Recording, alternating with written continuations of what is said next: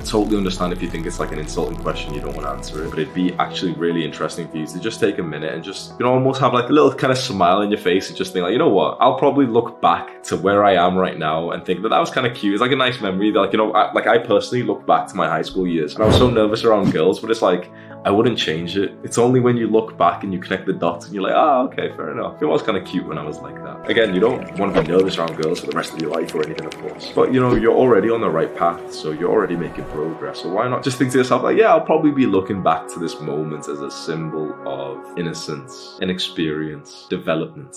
The 9th way to stop getting nervous around girls is to know exactly what to do there and then when you get nervous. So let's say that I'm sat next to a girl right now. Here she is, right here. Hiya. Oh, Hamza's a woman, Hamza's a misogynist. Shut up, bro.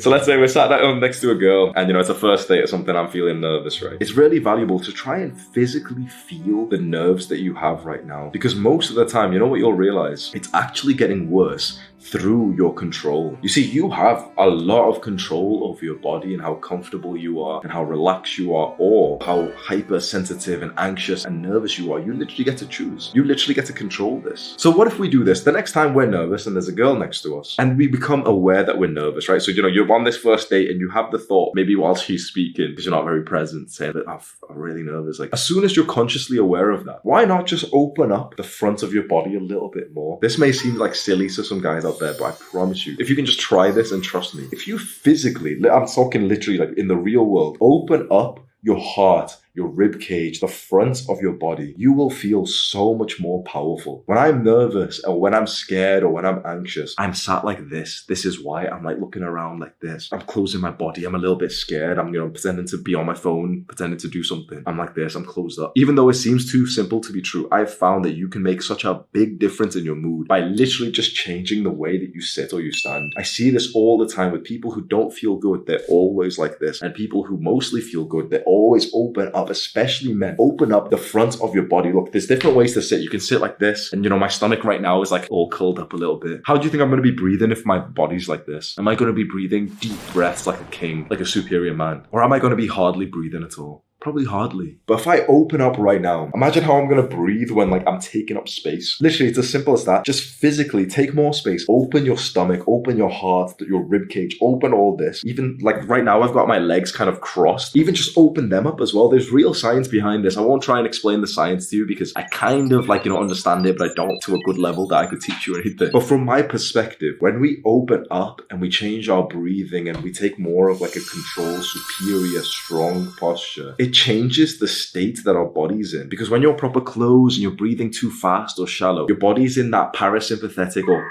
which one, I don't know which one it is, but like, you know, the fight or flight one, where it thinks like, okay, you're scared, you're preparing for an attack. But if you just relax a little bit, you know, feel good, take some good breath, don't close your legs, don't close your eyes. I mean, you can do, sometimes, to be honest, this is just weird to say, but like, yeah, I like this, bro. This is like how my character would stand in a game.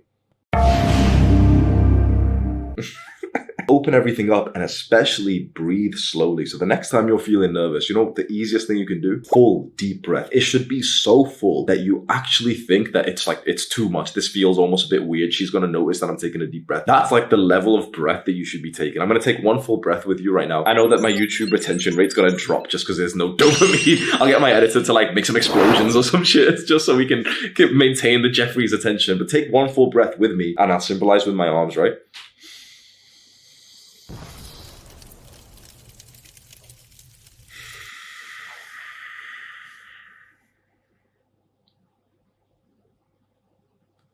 See, a full breath should last about 10 seconds. 10 seconds. Most people on average breathe like 2 to 4 seconds per breath. But a full deep breath, the kind of one that relaxes you, always remember this, a full breath that relaxes you lasts more than 6 seconds. The next time you feel a bit nervous, why don't you just try and roughly count how long each breath is, and I guarantee you'll be literally like 2 seconds. It's almost as simple as this, bro. Make your breath at least 6 seconds long. 3 seconds in, 3 seconds out, or even better, make it closer to 10 seconds, 5 in, 5 out. And finally, the last way to stop getting nervous around girls is to drastically improve yourself.